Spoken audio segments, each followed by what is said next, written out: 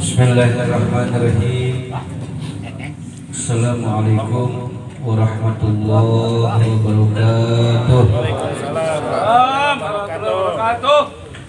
Ya ahlan naubah ya Rasulullah, ya Sayyidina Faqihul Muqaddam, kunu ma'ana fi kulli ma'ana fil hissi wal ma'na.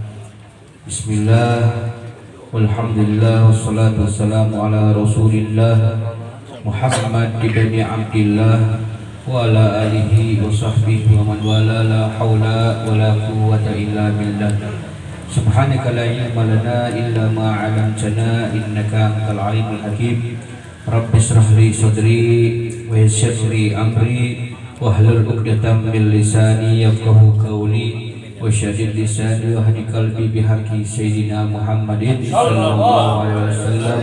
Allahumma salli ala nuril anwar wa sirril asrar wa triyaqil aghyar wa miftahi babil yasar sayyidina Muhammadin al-mukhtar wa alihi al-athhar wa ashabil akhyar adada ni'amillahi wa yafdalihi amma ba'd. Qala al-mu'allifu radhiyallahu anhu wa nafa'ani wa bi ulumihi fid dharain amin wa bihi ilaihi qala. Pertama-tama yang saya hormati dan yang saya muliakan daripada guru kita bersama, yakni Fadilatul Hajj Al-Ustadz Damanhuri beserta Ustadzul Muslim. Kita doakan mudah-mudahan guru-guru kita yang hadir pada malam hari ini, semoga Allah Subhanahu wa taala panjangkan umurnya, Allah sehatkan badan jasmani rohaninya, Allah kabulkan hajat dan keinginannya, dan Allah selalu memberikan kepada beliau keistiqomahan dan kesabarannya, amin ya rabbal alamin. Begitu juga yang saya hormati yang telah hadir bersama kita, orang-orang tua kita, wabil khusus Bapak Haji Mkos, Bapak RT, wabil khusus juga Bapak Sahibul Fed, yakni Bapak Danu, Bapak Banu ya, Bapak Banu beserta keluarganya, beserta orang tua yang hadir pada malam hari ini. Kita doakan kesepuhan kita, orang-orang tua kita yang hadir pada malam hari ini, kita bermunajat kepada Allah pada malam hari ini. Semoga Allah Subhanahu wa taala panjangkan umurnya, kabul hajat dan keinginannya, dimudahkan dalam urusannya, amin ya rabbal alamin. Alhamdulillah, pada kesempatan malam hari ini kita berada di majelis taklim yang dimuliakan oleh Allah, yakni rutinitas kita setiap malam Rabunya, yakni majelis taklim Raudhatul Hidayah, yang alhamdulillah pada malam hari ini bertepatan daripada malam 15-nya almarhum daripada orang tua Mang Banu. Mudah-mudahan apa yang kita baca dari awal sampai akhir pahalanya insyaallah untuk almarhum, dan semoga almarhum selalu diampuni dosa oleh Allah Subhanahu wa taala, diluaskan alam kuburnya dan diterangkan alam kuburnya, dan keluarga yang ditinggalkan semoga diberi kesabarannya, amin ya rabbal alamin. Salawat serta salam tak lupa juga kita haturkan kepada junjungan alam Nabi besar Muhammad sallallahu alaihi wasallam, yang mudah-mudahan kelak di akhirat kita bisa melihat wajah indah baginda Nabi Muhammad sallallahu alaihi wasallam. Alhamdulillah, Allah senantiasa masih menggerakkan hati anggota badan kita sehingga kita insyaallah dihitung istiqomahnya oleh Allah Subhanahu wa taala. Sekalipun hujan, yang setiap hujan tetesan hujan yang nempel di baju kita, yang nempel daripada sarung kita, semoga kelak di hadapan Rasulullah menjadikan saksi bahwasanya kita cinta ilmu, cinta kepada Rasulullah sallallahu alaihi wasallam, amin ya rabbal alamin. Jamaah yang dirahmati oleh Allah, kita lanjutkan lagi sedikit pembahasan daripada kitab Arba'in Nawawinya.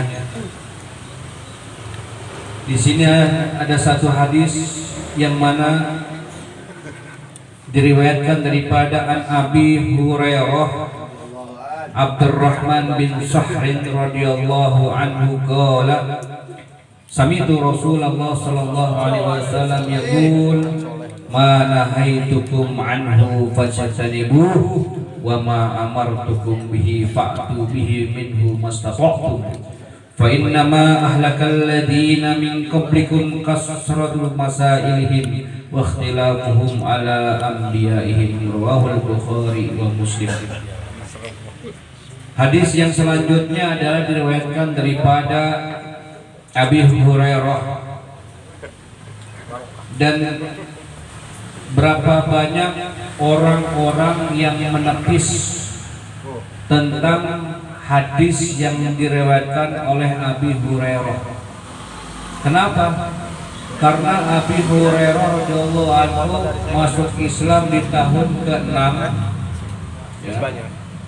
Di tahun ke-6 atau ke-7 di perang Khaybar, kemudian menutupi daripada Rasulullah, dan Rasulullah wafat itu di tahun 11. Berarti sungguh sangat singkatnya Abi Hurairah bersama Rasulullah. Namun kenapa hadisnya yang diriwayatkan daripada banyak sekali, hampir ribuan? Itu bukan, dan ini dalil bahwasanya menepis bagi orang-orang yang mengatakan begitu. Adapun daripada Abi Hurairah adalah namanya Abdurrahman. Abi Hurairah itu adalah julukan.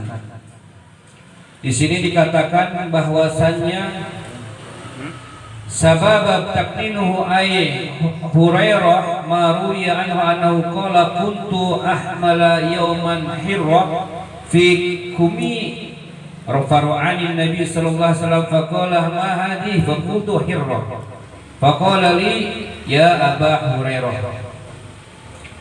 Kenapa dijuluki daripada Abi Hurairah? Karena kata Abi Hurairah, ketika saya sedang membawa seekor kucing, kemudian kucing tersebut dimasukkan ke lengan bajunya, kemudian Nabi Muhammad SAW mengetahui, ya Aba Hurairah, ya Aba Hirrah, apa yang kau bawa?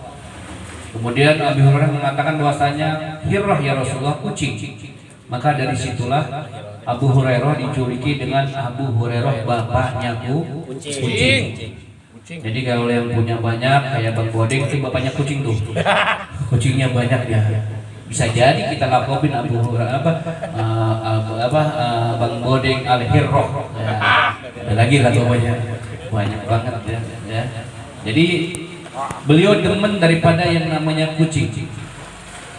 Apa yang dikatakan daripada beliau Abu Hurairah, sami'tu Rasulullah sallallahu alaihi wasallam yaqul, berkata, bersabda Nabi Muhammad sallallahu alaihi wasallam pernah bersabda mengatakan bahwasanya manahaitukum anhu fajtanibuh, apa yang kami larang kata Nabi kepada kalian maka jauhilah.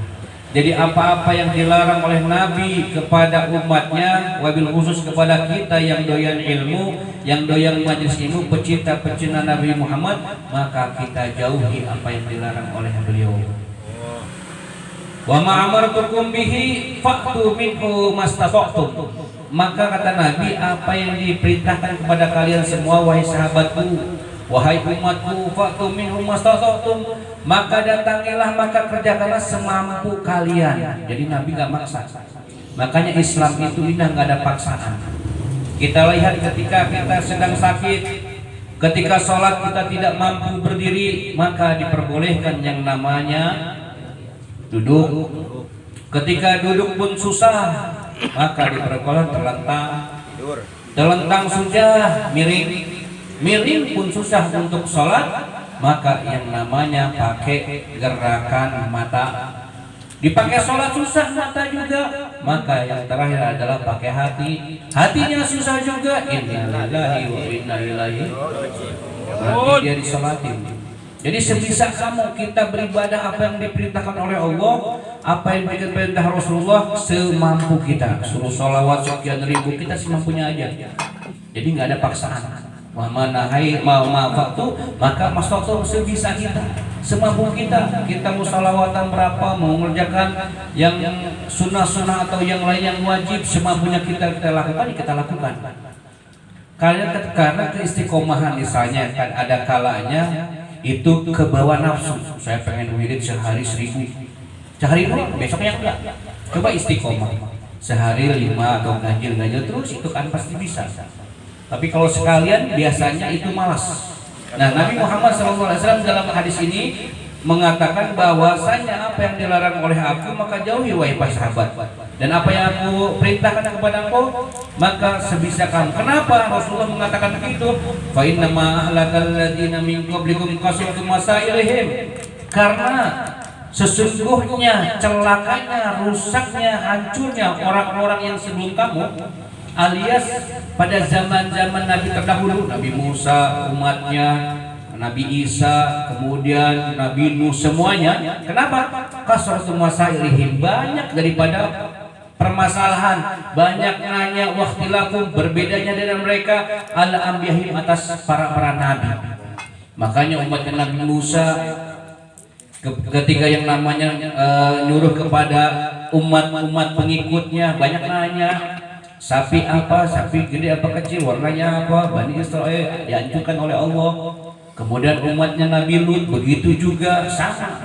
Makanya yang banyak-banyak berbeda dengan nabinya, banyak-banyak yang bertanya kepada nabi mereka, maka Allah Subhanahu wa taala hancurkan.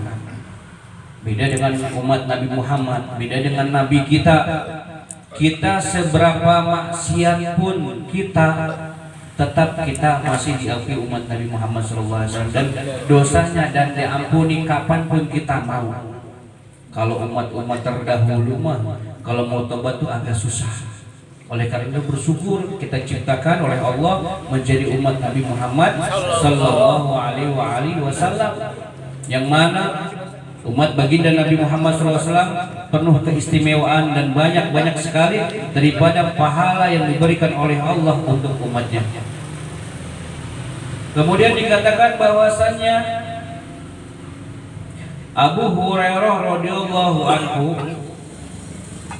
ismuhu Abdurrahman bin Abi Sakhri, wa min akwali kasratul qidamul Madinah sittah. Jadi Abi Hurairah adalah ketika perang Khaybar masuk Islam di tahun ke-7, maka Nabi Muhammad SAW di depan Nabi Muhammad, Abu Hurairah itu masuk Islam.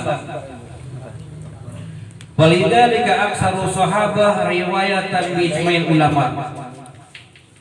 Abu Hurairah paling banyaknya meriwayatkan hadis daripada para sahabat yang lainnya, sampai beliau meriwayatkan sekitar khamsatu ala wa salasatu hadisan wa arba'atu wa sab'una hadisan, 5.347 hadis.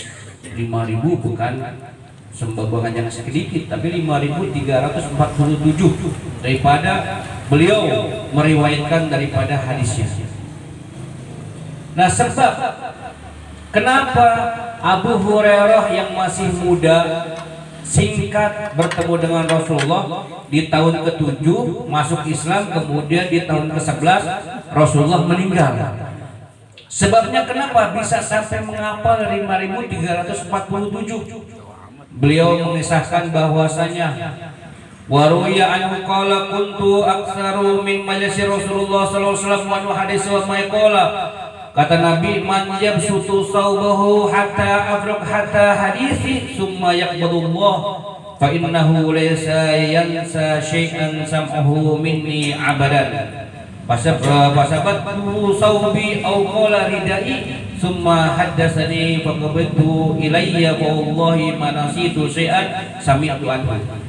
Ketika Nabi Muhammad SAW sedang duduk atau ketika yang namanya musyawarah, Nabi langsung ngomong, wahai para sahabat, siapa yang bisa menaruh rida ataupun baju untuk taruh di bawah biar aku duduk, bentangkan biar aku duduk sampai beres, insya Allah saya doakan, kata Nabi, dia tidak akan lupa yang hafal selama-lamanya. Langsung lakukan hal, Abu Hurairah gercep, ngambil daripada sorbannya, dia beberkan lah, ditaruh di lantai, di tanah, biar Rasulullah duduk. Nah, dari situlah bahwasanya kenapa Abu Hurairah sampai bisa menghafal 5.347 hadis, sebab doanya Nabi Muhammad SAW.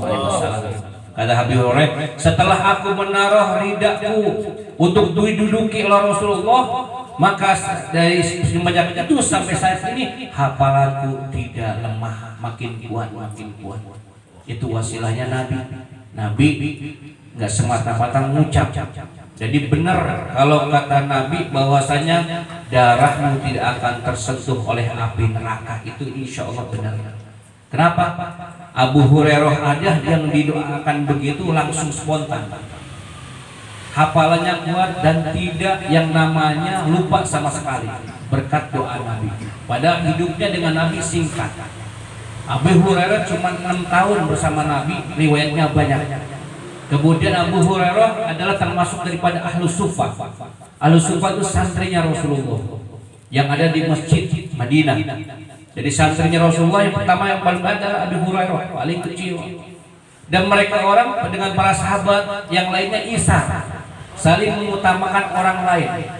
Contohnya ketika yang namanya Rasulullah SAW masuk ke dalam masjid, wahai Abu Hurairah, itu apa yang namanya di tempat wadah tersebut? Kata Abu Hurairah, itu adalah susu dari bulan bin bulan hadiah. Akhirnya silikan, kemudian dibagi-bagi daripada yang lainnya, kasih kepada santri-santri, kepada teman-temanmu yang ada di masjid, kasih sampai itu susu nggak habis-habis. Di tempat diambil nggak habis, tempat diambil nggak habis, tempat habis itu. Itulah mujizat dan baginda Nabi Muhammad SAW. Abu Hurairah mementingkan orang lain, biarpun dia lapar kehausan, tapi temannya enggak. Itu namanya isar. Kalau isar dalam ibadah boleh. Ya, tapi kalau isar dalam ibadah tidak boleh. Kalau isar yang lainnya itu boleh. Misalnya isar dalam ibadah gimana? Shop kita depan kosong ya, itu nggak boleh. Itu pahala kita yang seharusnya duluan. Ya, nggak boleh isar dalam ibadah. Duluan dulu nggak boleh. Udah yang ada depan kita isi. Atau wudu, kita lagi wudu, kemudian ada guru kita di belakang, Ustaz duluan itu nggak boleh. Itu bukan namanya isar. Isar itu di bab yang lainnya. Contohnya, saya pengen ngopi, ya udah antum duluan, terus saya gampang. Padahal saya butuh, padahal saya pengen ngopi, tapi mengutamakan daripada teman kita. Itu namanya isar dan pahalanya besar juga. Itu yang dilakukan oleh para sahabat, Sayyidina Ali, semuanya. Bahkan dikatakan bahwasanya ada satu gelas sekeliling para sahabatnya, saking kehausannya, yang satu dikasih kepada yang satu lagi mengambil dikasihkan, akhirnya mati semuanya. Kenapa? Isar. Dia rela. Di situ bahwasanya kalau Islam sakit, semuanya sakit. Kalau Islam sengsara, semuanya sengsara. Kalau kita Islam bahagia, semuanya ikut bahagia. Oleh karena itu apa? Kita berlomba-lomba daripada yang namanya berbuat baik kepada orang lain. Oleh karena itu Nabi Muhammad SAW selalu memberikan nasihat kepada para sahabatnya. Jadi kita jangan bosan-bosan ketika orang-orang memberikan nasihat kepada diri kita. Jangan bosan-bosan. Nabi pun memberikan nasihat kepada Sayyidina Ali di kitab Wasitul Mustafanya. Banyak kalau kita pengen baca mah. Bahwasanya dalam salah satunya ketika bertanya kepada Sayyidina Ali, wahai Ali, lama khalaqallahu al-jannata ya Ali, ketahuilah ketika Allah Subhanahu wa taala menciptakan surga, akhirnya qala til jannah, berkata itu surga. Jadi surga bisa ngomong. Ini percakapan antara surga sama neraka. Jadi semua selain daripada Allah itu makhluk, semuanya bisa hancur.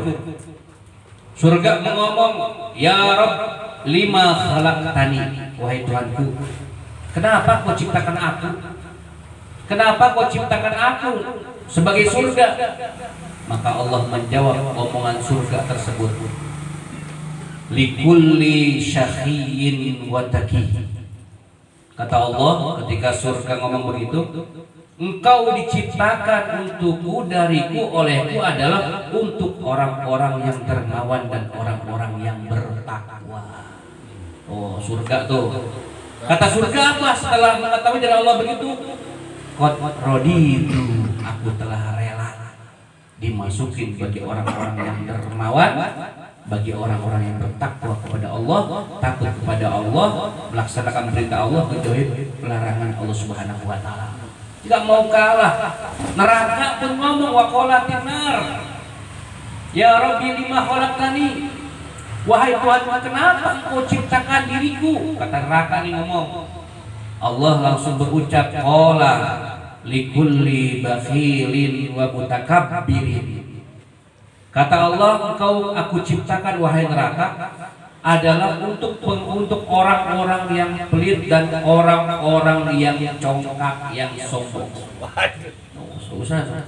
Sombong, tanda sombong itu gampang. Kita pengen lihat ciri-ciri orang sombong nggak? Gampang. Yang pertama apa? Wa ghamtun nas, selalu meremehkan orang lain. Wah, itu gampang. Jika kita becus, ibadah biar aja gini kan itu. Kalau sombong kayak itu kelihatan. Jadi kita nggak usah belajar ke pondok pesantren tentang ilmu sombong, nggak usah. Tapi kita bisa menilai sendiri. Tandanya itu yang pertama.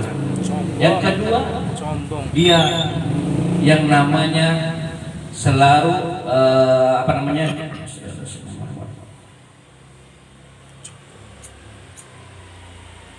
Yang pertama